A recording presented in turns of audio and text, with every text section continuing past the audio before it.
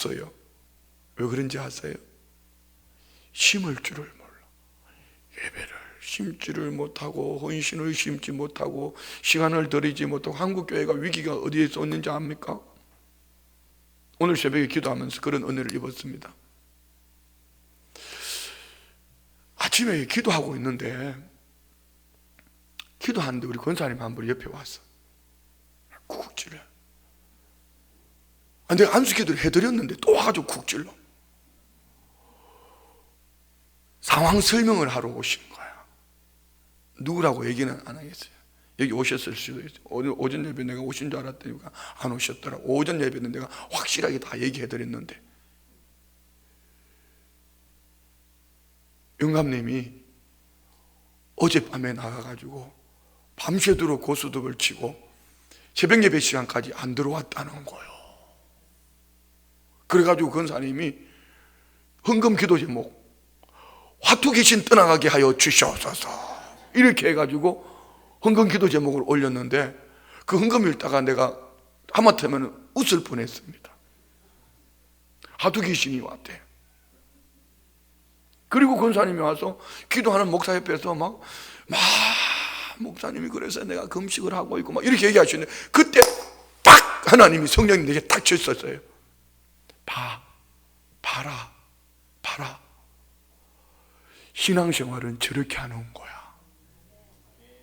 아니 그분이 뭐 똑똑했어도 아니고 요즘 고상한 신앙인들이 이렇게 말할 수 있습니다.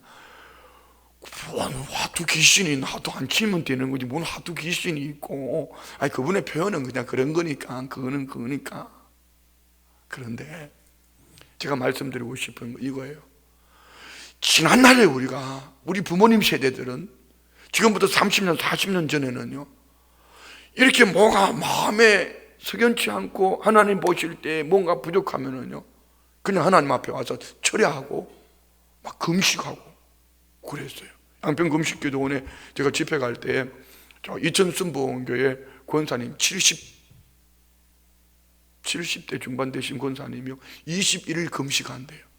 왜 금식하냐고 물어봤더니만은 할아버지가 자꾸 보이는데 아니 자기 할아버지 말고 남의 할아버지가 뭐 말인지 잘 모르겠어요?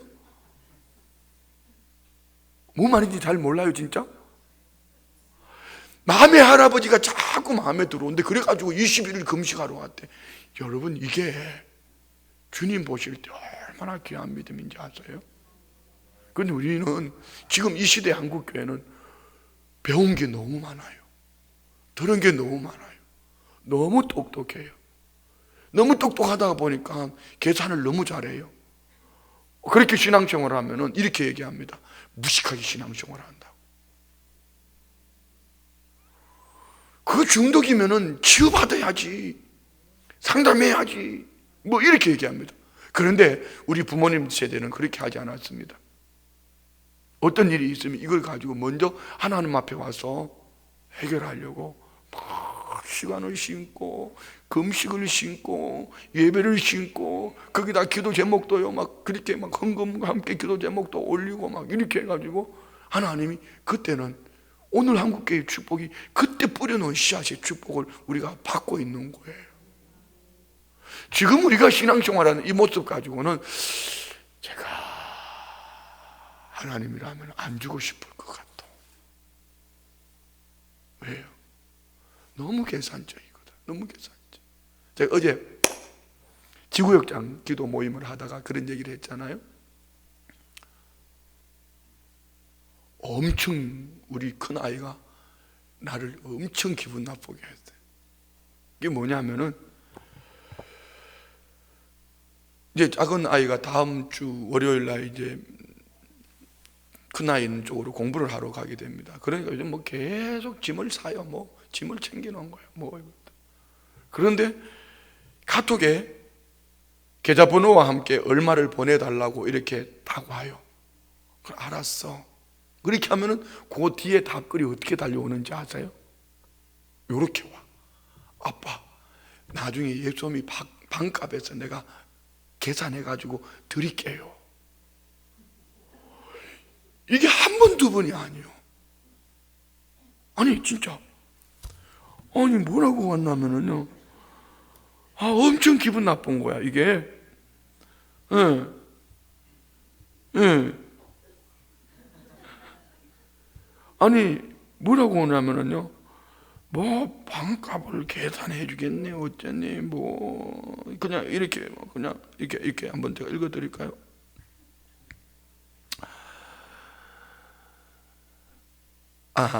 뭐 아빠 소미 나중에 반값에서 이거 내주시면 내가 계산을 해가지고 드릴게요 이렇게 와서. 그래서 내가 답을 어떻게 보냈냐면요, 딸 그냥 아빠 사주세요라고 얘기해라. 아빠가 기분이 나빠지려고 한다. 딸이 사달라는데 행복하게 사줄 수 있는 아빠이고 싶다. 그랬더니 답이 또 이렇게 왔어요. 너무 많았어. 그렇지. 둘 다 돈을 버는데 다른 거 또 사달라고 할 게 있어요? 또 사달라고 하겠다는 거지. 그러니까 가만히 보니, 그래 내가 그래 답을 아무거나도 괜찮다, 다 사달라고 해라 이렇게 해놓고 난 다음에요, 가만히 보니까 얘가 도대체 지 아버지를 도대체 어떻게 생각하냐. 아버지하고 딸하고 자꾸 계산하자는 거예요. 근데 여러분 이렇게 하면 뭐 엄청 비싼 게 사달라고 그런지 아세요? 계좌 이체해 주는 게 2만 얼마, 뭐 19,000원, 23,000원 얼마 다 이런 거예요. 도대체 지 애비를 어떻게 알고 그걸 갖다가 예수님이 그러니까 동생 반값에서 계산해가 줄 테니까 이 아버지를 타협하는 거예요. 아주 기분 나빠요. 아주 기분 나빠요. 그때 제가 생각한 은혜가 있습니다. 내가 하나님 앞에 이렇게 신앙생활 하는구나. 여러분, 우리 아버지가 우리에게 모든 것을 주실 준비가 되어 있는데 우리가 좀 이런 거 계산하지 말고 타협하지 말고 내 시간 안 되는 시간 좀 내서 드리면 어때요? 어제 지구역장 기도할 때 우리 권사님 한 분이 허리가 아파서 못 올 뻔했어요. 못 오겠대. 근데 우리 교구장님이 아파도 오라고 그랬는데 은혜는 그분이 혼자 다 받는 것 같더라고. 울고 자빠졌어요. 그리고 나가면서 제보고 이렇게 얘기하더라. 목사님 뭐 그러더니 뭐 오늘 메시지 왔다. 손녀들이 왔는데 목사님, 내가 손녀들 이름으로 성경금을 드릴 수도 있지만 내일 목사님 몇 시가 좋으냐고, 이 아이들에게 성경금을 하는 걸 가르쳐야 되겠다고 내일 몇 시에 목사님을 찾아뵈면 될까요? 어제 은혜 받은 거요. 여러분, 예수님 믿으시지요? 예수님 믿고 구원 얻은 성은 믿습니까? 오늘 밤 예수님 가자고 하면 가실 천국 갈 확신이 있습니까? 그런데 왜 지난날 우리 부모님 세대 때는 눈물로 기도하고 금식하고 기도하고 밤을 새고 기도하며 응답도 잘 받았는데 요즘은 응답이 저 멀리 있는 것처럼 나하고 상관없는 것처럼 그렇게 보여질까요? 우리 신앙생활 속에 들은 지식이, 알고 있는 나의 지식이 계산을 너무 잘하는 거예요. 분명히 누가복음 6장 38절 말씀에 주라, 그래야만 후회되고 차고 누르고 흔들어 넘치도록 너희 안겨 주리라 말씀하시면서 이렇게 말씀하셨어요. 너희의 그 헤아리는 헤아림으로 도로 받을 것이라. 우리 성도님들은 내가 하나님 앞에 예배 드리는 것이 인색하지 않기를 축복합니다. 내가 주님 앞에 나와 헌신하는 것이 인색하지 않기를 원합니다. 주님 앞에 찬양 드리는 거, 어차피 찬양하는 시간에 앉아가지고 입만 이렇게 하는 거하고, 여러분 저 팔뚝 굵은 권사님이 이렇게 손을 들고 할 때 하나님이 야 너 팔 얼마나 아프겠나. 난 우리 상철 전도사님이 손 들고 찬양할 때 할 때 제일 미워. 이 팔이 안 올라가는데 자연스럽게 은혜가 되면 자연스럽게 올라갈 텐데 자꾸 팔 들자고 그러니까, 내가 몇 번을 얘기했는데도 자꾸 팔 들자고 그러니까 나는 팔이 아파. 그럼 나는 혼자 있다가 나중에 설거머니 내려 주변 눈치를 보고 내려. 그런데 여러분, 팔이 아무리 아파도요 은혜가 되면 자동적으로 올라갑니다. 왜 찬양할 때 박수치며 찬양하는 게 안 될까? 왜 찬양할 때 높은 음에 가면 놔버리고 입만 뻥고 하고 있을까? 물고기처럼. 여러분, 찬양할 때 찬양 한 곡 속에서 막 땀이 빠지지 날 정도로 온몸으로 온 마음으로 영으로 찬양해봐요. 찬양에 은혜가 있는지 없는지. 할렐루야. 뭐 우리 그런 의미의 찬양 한번 할까? 내일 새벽까지 설교 끝내면 되잖아. 우리 그 복음성가, 지난 주일날 우리 성도님들 불렀던 복음성가 있잖아요. 왜 나만 겪는 고난이냐고. 주님 손잡고 일어서세요. 한번 우리 가사 속에서 우리 마음을 믿음을 고백합니다. 왜 나만 겪는 고난이냐고 불평하지 마세요. 고난의 뒤편에 있는 주님이 주실 축복 미리 보면서 감사하세요. 너무 견디기 힘든 지금 이 순간에도 주님이 일하고 계시잖아요. 남들은 지쳐 앉아 있을지라도 당신만은 일어서세. 힘을 내세요. 힘차게 힘을 내세요. 힘을 내세요. 주님이 손잡고 계시잖아요. 주님이 나와 함께함을 믿는다면 어떤 역경도 이길 수 있잖아요. 왜 이런 슬픔 찾아왔는지 원망하지 마세요. 당신이 이런 것보다 주님께 받은 은혜 더욱 많음에 감사하세요. 너무 견디기 힘든 지금 이 순간에도 주님이 일하고 계시잖아요. 남들은 지쳐 앉아 있을지라도 당신만은 일어서세. 힘을 내세요.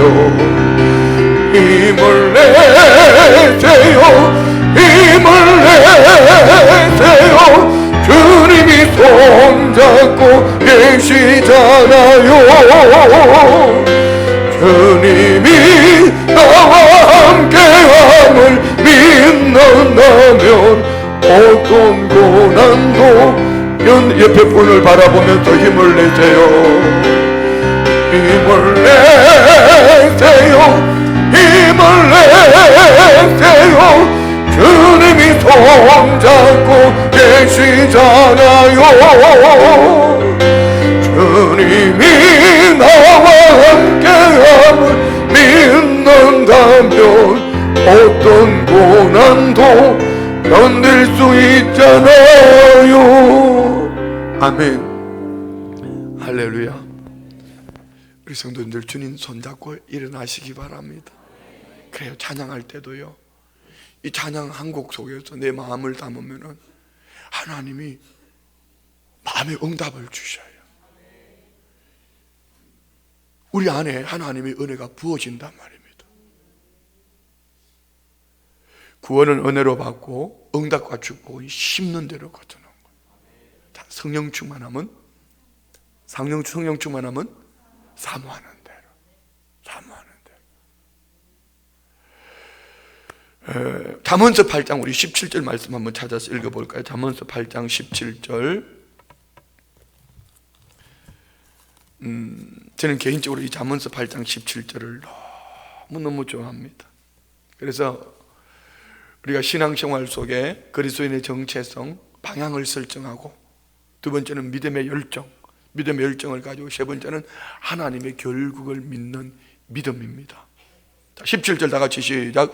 나를 사랑하는 자들이 나의 사랑을 입으며 나를 간절히 찾는 자가 나를 만날 것이니라. 아멘. 나를 사랑하는 자, 하나님을 어떻게 사랑할까요? 따라합시다. 먼저 사랑하고, 더 사랑하고, 끝까지 사랑하고. 대표적인 사람이 솔로몬입니다. 먼저 사랑했습니다. 더 사랑했습니다. 근데 끝까지 사랑하지 못했습니다. 먼저 사랑하고 더 사랑할 때 하나님은 그에게 일천번제를 받으셨고 솔로몬의 일천번제에 지혜를 주셨어요. 그래서 온 나라가, 스바의 왕이 이 솔로몬의 지혜를 구하러 왔어요. 그 씨를 받으러 왔어요. 그 정도로. 그런데 그는 끝까지 사랑하지 못했습니다. 나를 사랑하는 자들이 나의 사랑을 입으며 나를 간절히 찾는 자가 나를 만날 것이니라 라고 우리에게 사모하는 자에게 주시는 은혜를 말씀하시고 난 다음에 18절 이 방송실이 아래 음을 조금만 내려줘요. 18절 시작. 부귀가 내게 있고 장구한 재물과 공의도 그러하니라. 내 열매는 금이나 정금보다 나으며 내 소득은 수는보다 나으니라. 20절. 나는 정의로운 길로 행하며 공의로운 길 가운데로 다니나니. 아멘. 주님께 부귀, 우리는 땅의 것을 얘기하지만 주님은 이 부귀를 땅의 것으로만 얘기하지 않습니다. 장구한 재물과 공의. 우리나라에 공의가 있습니까? 정치인들이 공의가 있습니까? 경제인들이 공의가 있습니까? 공의는 이런 거예요. 신문대로 거둘 수 있는 것이 공의입니다. 그런데 땀 흘려서 노력했다고 얻어지는 것이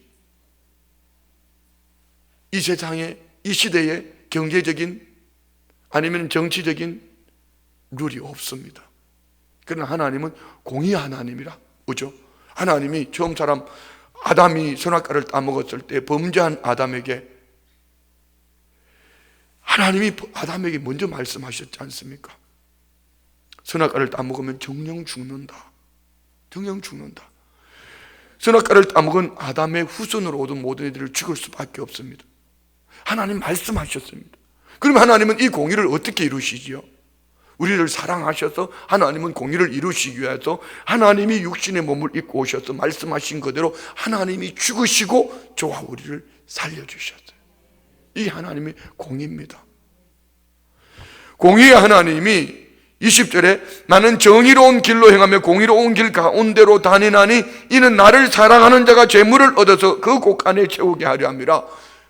보물을 땅에 쌓는 것이 아니라 하늘에 쌓아놓도록 하나님이 채워주시겠다는 겁니다. 공의의 하나님. 그러면 우리는 어떻게 해야 될까? 오늘을 사모하는 자가 되어야 됩니다. 아멘.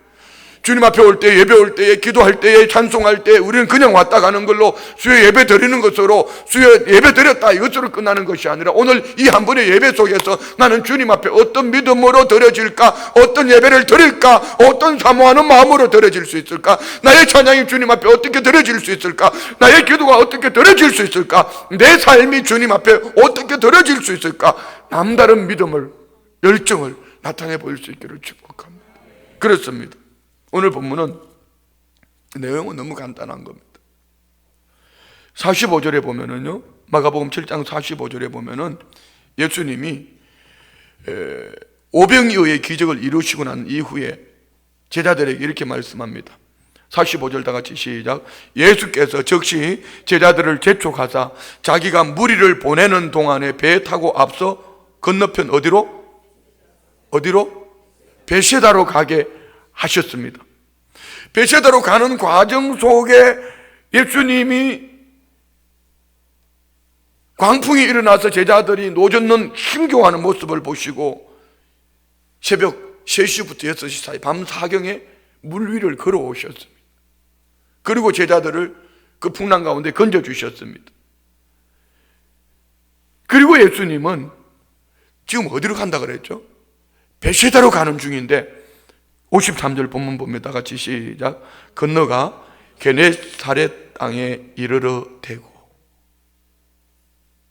주님의 목적지는 베세다였습니다. 베세다로 가는 주님이 왜 게네사렛으로 오셨을까? 우리 지도 한번 볼까요? 왜 주님이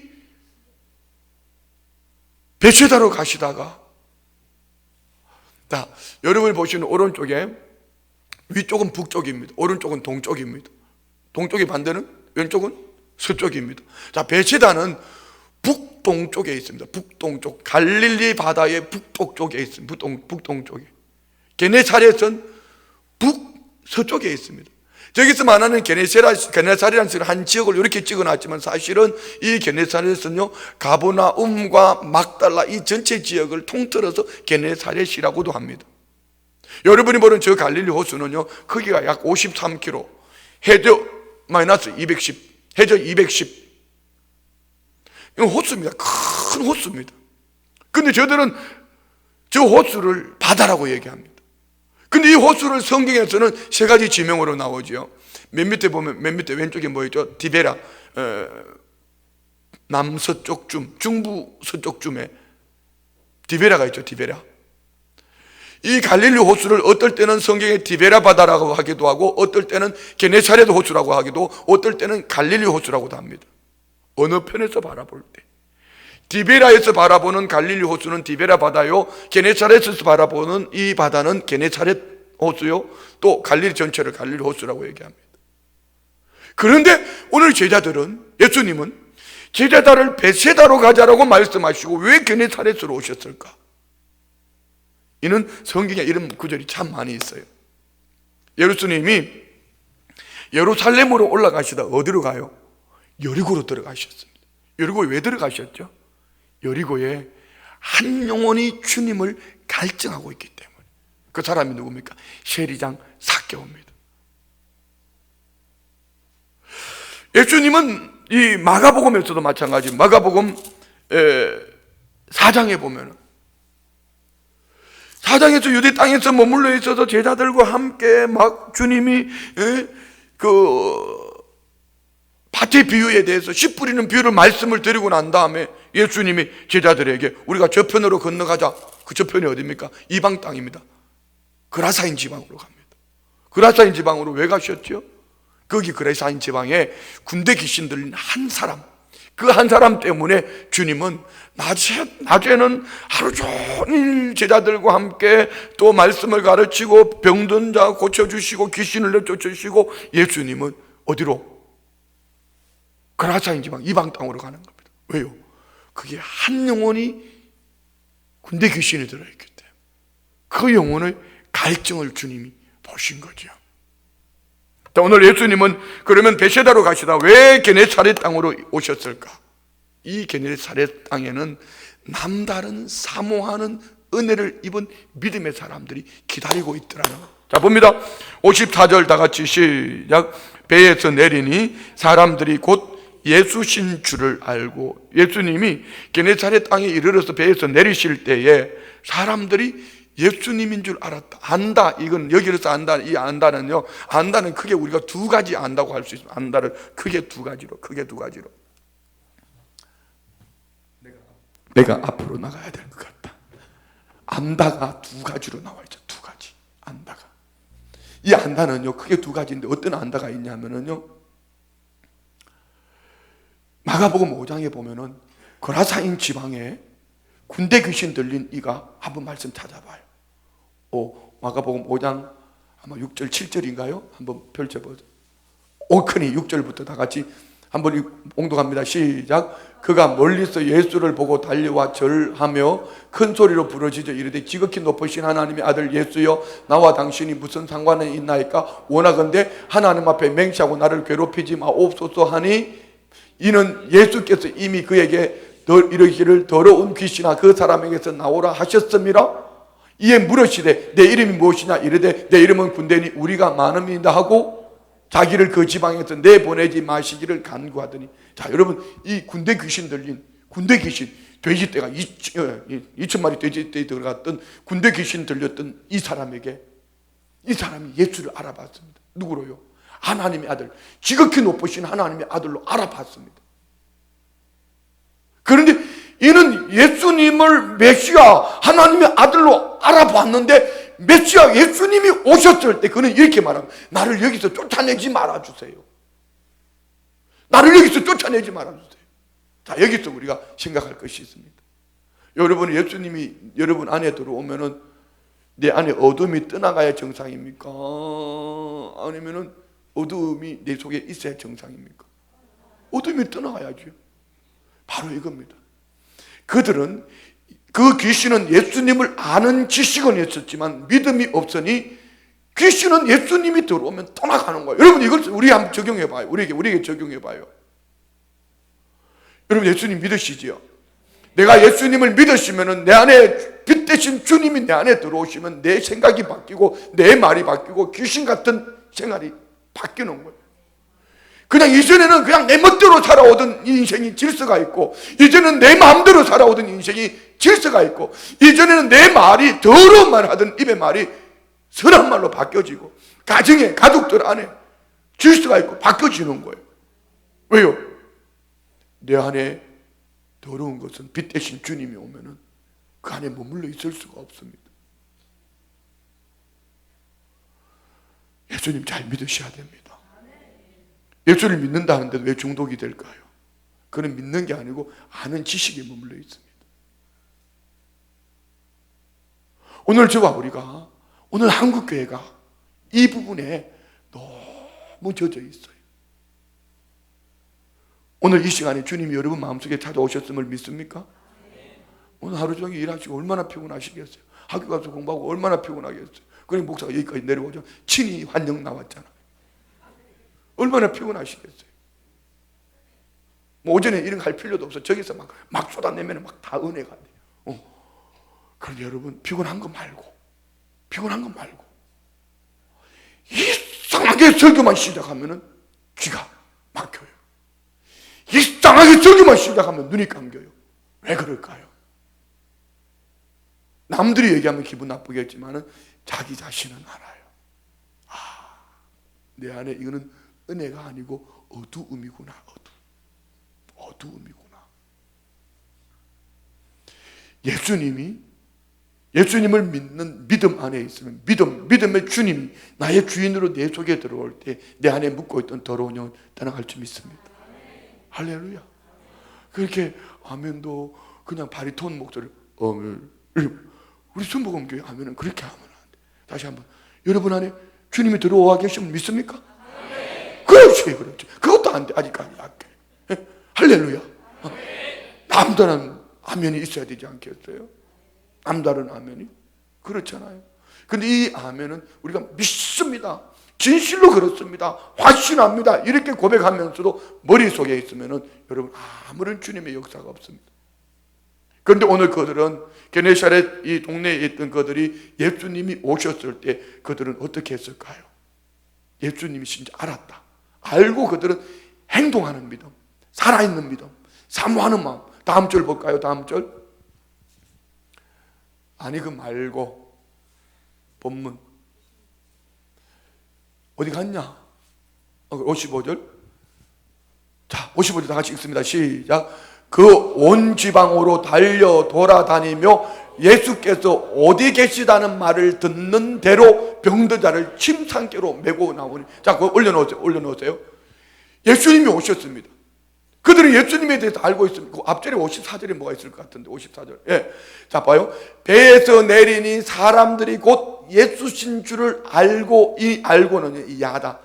예수님을 어떤 분으로? 하나님의 아들 메시아로 알고 믿었다는 얘기입니다. 믿으니 그들이 어떻게 합니까? 주님 앞에 나오면은, 예수님께 오면은 예수님이 터치해 주시면 이런 얘기요. 다음 절 55절 봐요. 그래서 그들은 온 지방으로 다니면서 뭡니까? 예수께서 어디 계시는지, 예수님이 계시는 곳에 그들은 각색 질병자뿐 아니라 그 침상에 메고 환자들을 데리고 오는 거. 왜요? 그 다음 절 56절. 아무데나 예수께서 들어가시는 지방이나 도시나 마을에서 병자를 시장에서 두고 예수께 그의 옷자락이라도 손을 대게 하시기를 간구하니 손을 대는 자는 다 성함을 얻으니라. 할렐루야. 목회자라면 모두가 이런 데서 설교를 하고 싶을 거예요. 내일도 제가 이제 그 CCM 빌딩에서 기독교 문화 시상식이 있어요. 1등 그 누구야? 고성현 성악가, 상금 300만 원. 2등 뭐 누구 뭐 이렇게, 예, 내일 이제 그런 게 있어요. 그런데 또 며칠 얼마 있으면 이제 잠실 체육관에서 또 집회가 있어요. 대형 집회죠. 모든 목회자들이 한 번쯤은요 이런 생각을 다 해봅니다. 나도 오살리 기동 같은 그 성전에서 성도들이 몇천 명이 꽉 들어찬 데서 그냥 복음을 전하면서 은혜를 끼치고 싶어, 막 이런 마음을 가지고. 그래서 어떤 교회들 다니다가 보면은요, 그런 성전에서 손 들고 축사 축도하는 이런 그 사진 찍어 놓은 거 있잖아요. 사진을 찍어 놓고 나는 몇만 명이 모인 데서 설교했다 뭐 보여주는 거죠. 그런데 꼭 그게 좋은 것만은 아니다. 제가 부흥회를 다니면서 제 마음속에 정말 가고 싶은 교회, 이번 주일 저녁에 가는 교회입니다. 어디라고 그랬죠? 봉덕, 순복음 봉덕교회. 거기는 할매들만 몇 명? 성도들이 할매들만 20명 있다. 이 20명 할매들이요, 제가 설교를 1시간을 하면 짧다고 왜 이렇게 쳐다본다? 적어도 1시간 반, 2시간은 설교해줘야 좋아한다. 그래가지고 이 할매가 진짜 듣는지 못 듣는지 보려고 그 앞에 제가 바라보고 왼쪽에 항상 할머니 한 분이 앉아 계셨어요. 그 권사님 연세가 얼마요? 그랬더니 지난해 84시라고 그래서 올해는 가면 85개 됐겠네, 그죠? 맞죠? 언제부터 이 교회 다녔냐고 말씀 드려보니까 개척할 때부터 다녔대. 내가 지금 설교하는 거 다 알아들으시냐고 물었더니, 내가 전에 그 얘기 했잖아요. 그 얘기 옛날에 사실 연세들 드시면 잘 못 들을 때가 있잖아요. 그래서 또 시골에서 농사 짓다가 밤에 저녁 예배 오면 다 피곤하니까 여러분처럼 이렇게 졸릴 수도 있단 말이에요. 선교사님이 이 교회 목사님으로 계시는데 이 할매 권사님이 막 설교만 하면 좋은 거야. 근데 하루는 권사님이 막 선교사님 설교를 들으면서 그냥 뭐 눈물을 흘리면서 은혜를 받는 거예요. 그래서 선교사님 너무 행복하게 설교를 했잖아. 저 할매가 오늘 엄청 은혜를 받으시는구나 하고 막 설교를 신바람나게 하고 난 다음에 예배 끝나고 권사님 오늘 어떤 말씀에 은혜 받았냐고 물어봤더니만 이 권사님 할매 선교사님 눈가를 쳐다보는데 얼마 전에 죽은 우리 고양이가 생각이 나가지고 눈물이 나 슬퍼서 울었다고. 은혜를 받는 방법도 여러 가지요. 그거는 아니잖아. 그런데 그 동네는요, 부흥회도 우리처럼 3일 이렇게 4일, 주일 저녁부터 수요일 저녁까지 하는데 예배 참석률 100%. 그 중에 한 분이 화요일 날인가 월요일 날인가 할매 한 분이 오전에 참석을 못했어. 그래서 딱 내가 혈해보면 알잖아. 다 할매 한 명 어디 갔냐고 그랬더니 목욕탕 갔대. 목욕 한 번 빠진 할매 외에는 100% 참석이야. 그리고 여러분 부흥회 끝나고 올 때 바리바리 챙겨준 바리바리. 거기 말이에요. 뭐죠? 여러분 그거 아시나? 나는 부흥회 가서 그렇게 해본 적이 없어요. 들기름, 참기름, 들깨, 참깨, 고구마, 찹쌀, 마른 밤, 더덕, 찐빵. 김정민 또 뭐 있었나? 그 뒷좌석에 할매들이요, 집에서 하나씩 다 가져온 거야. 뭐 집에까지 왔는데 보니 차 안에 온 이상한 냄새가 나. 참기름 냄새, 들기름 냄새, 뭐 고춧가루 냄새, 범벅이 내가 차 안에 말입니다. 표정이 네 혼자 다 처먹었나 이런 표정인데 나 절대로 혼자 안 먹었다. 같이 나눠 먹었어요.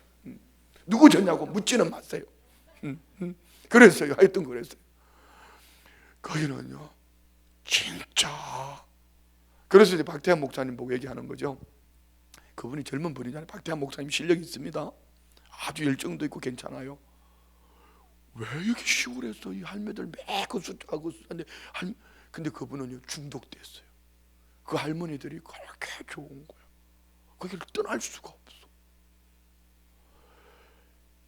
목회자들은요 많은 숫자 모이는 거 좋아하는 것처럼 보이죠. 말씀을 선포할 때 말씀이 막 살아있으면은요 목회자가 에너지를 받아요. 신방을 갈 때도 똑같습니다. 막 어느 가정에 가면 찬송 부를 때부터 막 찬송이 막 힘이 있어요. 막 은혜가 임하는 거예요. 정목과장님 오래간만에 오셨다. 정목과장이 뭐지? 무슨 과장이냐? 동식과장 미안. 어디 갔다 이제 왔냐? 서울에 있었구나. 주말만 때문에 애인 만나러 갔구나 이 인간이. 자, 자, 여러분, 내가 누가 좀 그런 동안에 한번 누구 이렇게 하면 정신 좀 차려보라고 내가 오늘 지금 별 얘기를 다 하고 있는 거야.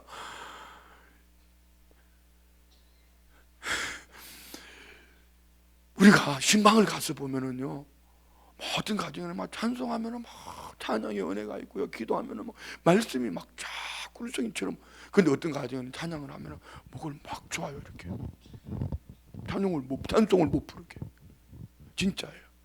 신방을 다녀보신 분은 알 거예요. 정말요. 왜 그런지 아세요?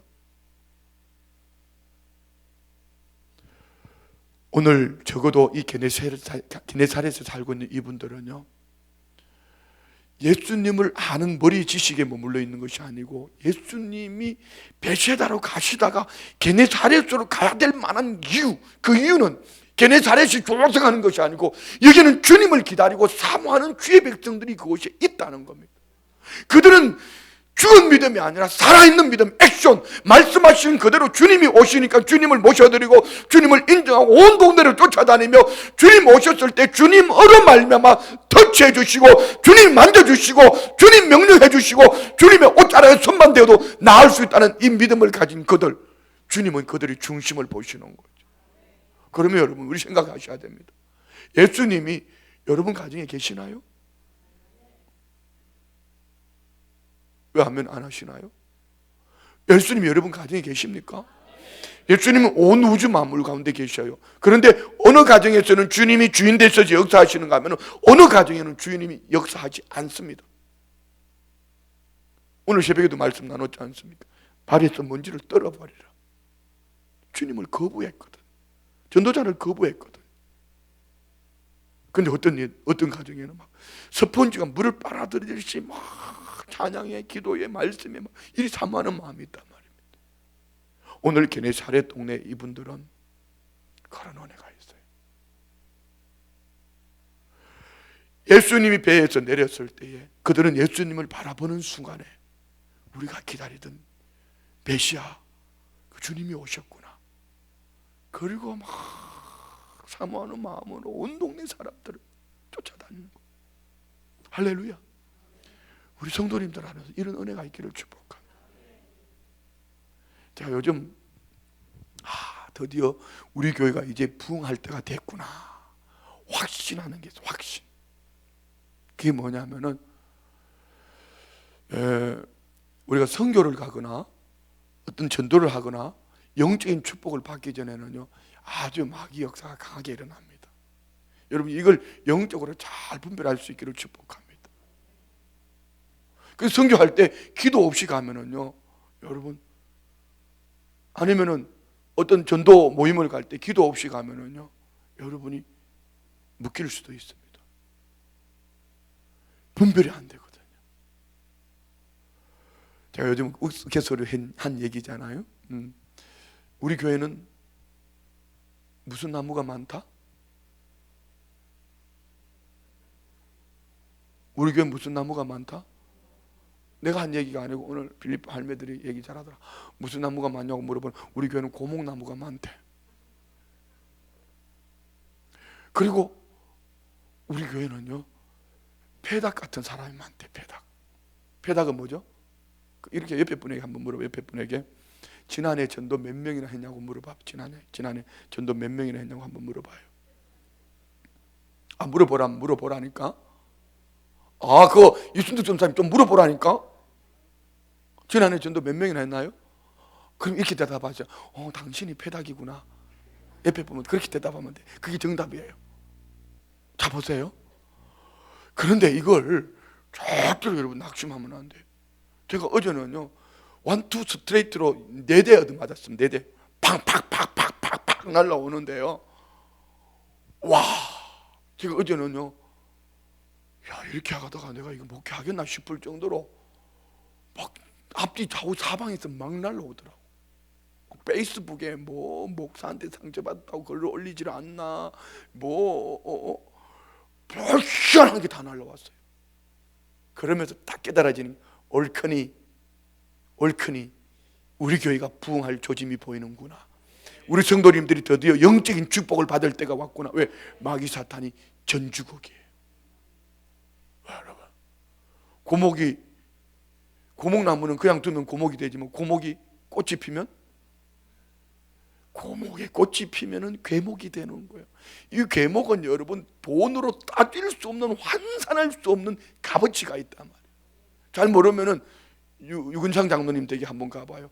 조그만 분재 여기를 막 비에 꽂아놨습니다. 왜요? 키 안 크게 하려고. 언바란스를 내는 거예요. 괴목을 만드는 거예요. 괴목. 배닭도 마찬가지입니다. 여러분 여러분 혹시 닭 장사 해보셨나요? 닭 장사? 안 해보셨구나. 삼계탕 닭 한 마리, 예전에 제가 배추 장사할 때는 한 마리 1,800원. 1,800원. 응? 요즘 얼마 하는지 모르겠습니다. 삼계탕 할 때는 집에서 이거 연계라고 그러잖아요. 조그만 닭, 육개입니다. 육개. 이거는요 그냥 냄비에 냄비나 이런 데 해가지고 뭐 넣고 이렇게. 그런데 이거는요 고기가 부석부석하고 맛이 없어요. 그런데 진짜 맛있는 고기는 이런 거야. 차에 한참 싣고 가면서 막 5천에 막 5마리씩 주고 이런 거 있잖아요. 그걸 사가지고 오는 거야. 그걸 사가지고 와가지고요 거기다가 압력밥솥에다가 대추 넣고 밥 넣고 인삼 넣고 찹쌀 넣고 또 뭐 있죠? 황기 넣고 또 뭐 넣죠? 뭐 하여튼 기타 등등 마늘 넣고 뭐 이렇게 집어넣어가지고 압력밥솥에요 팍 삶으면은요 국물도 진국이고 고기는요 육질 맛이 아주 끝내줍니다. 이게 배닭이에요. 배닭이 여러분 푹 삼겨지면 얼마나 맛있는지 몰라요. 제가 지금 뭔 얘기 하는 거죠? 어제 우리 지구역장 모임을 하면서 제가 이 얘기를 했습니다.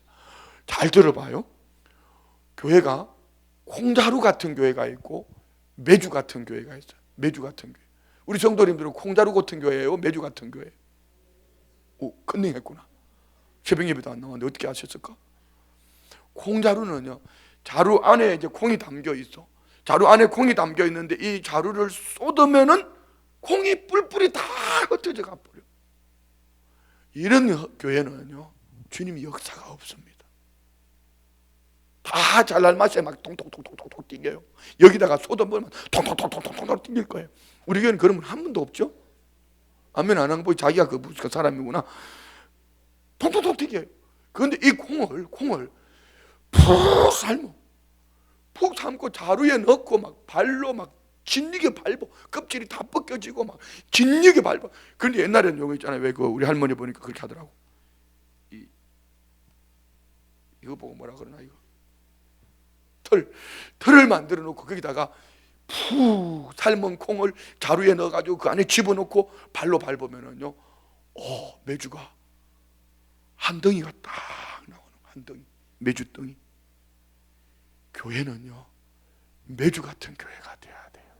메주 같은 교회가 돼요. 여러분 집에 말이에요.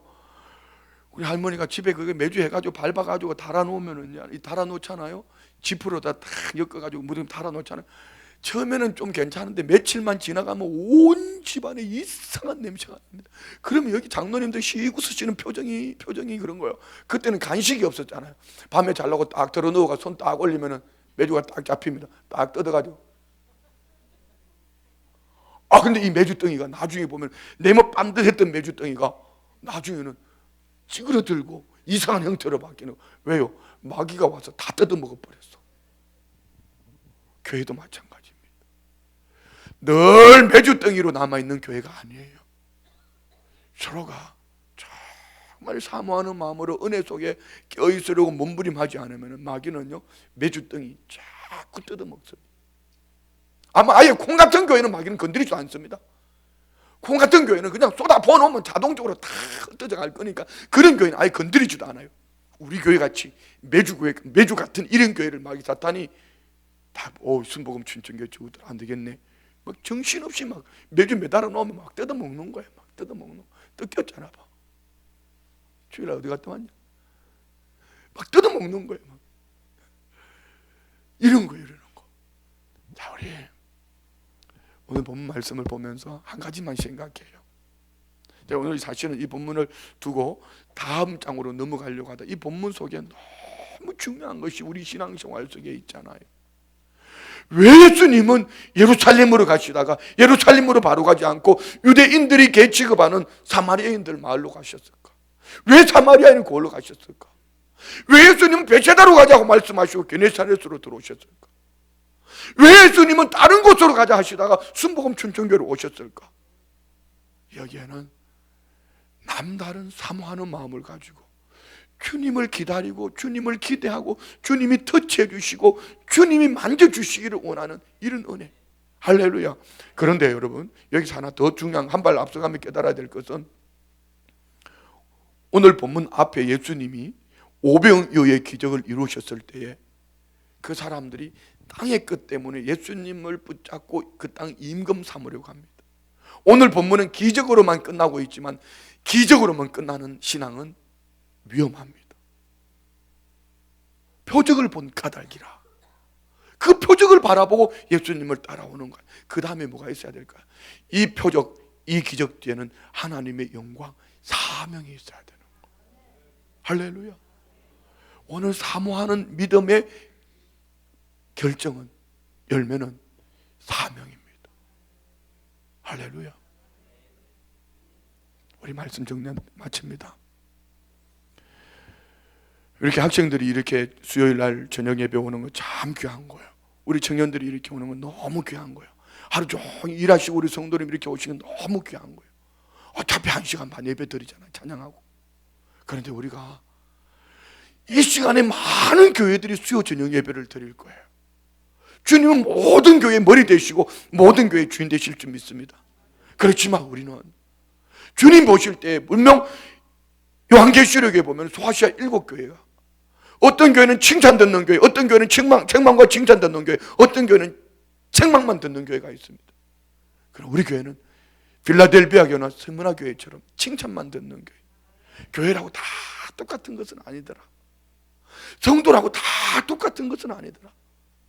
주님이 보시고 저울질해 보시고 주님이 인정하시고 주님이 칭찬하시고 주님이 상 주시는 사모하는 마음이 있어서 그 믿음으로 주님을 사모하고 기대하고 주님을 향하여 다가오는 그 성도들, 그들을 주님은 아시고 보시고 만져주시고 치료하시고 회복시켜 주시고. 할렐루야.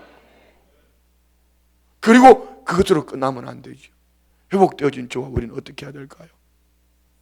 주님을 간증하는 것, 주님의 영광을 드러내는 것, 사명입니다. 이것을 우리말로 바꾸면 전도와 선교가 되는 겁니다. 우리 안에 이 은혜가 있기를 주의 이름으로 축원드립니다.